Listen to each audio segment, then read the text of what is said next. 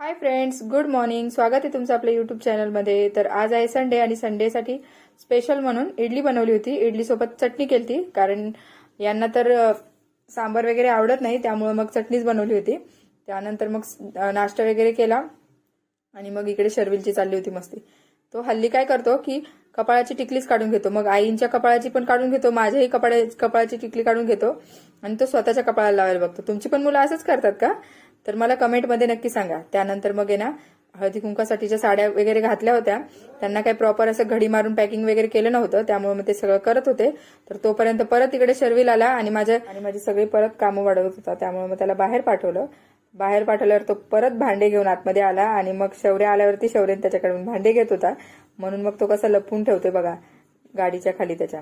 आणि मग रात्री जेवणामध्ये मी ना पुलाव बनवला होता, भजी बनवले होते आणि पापड तळले होते.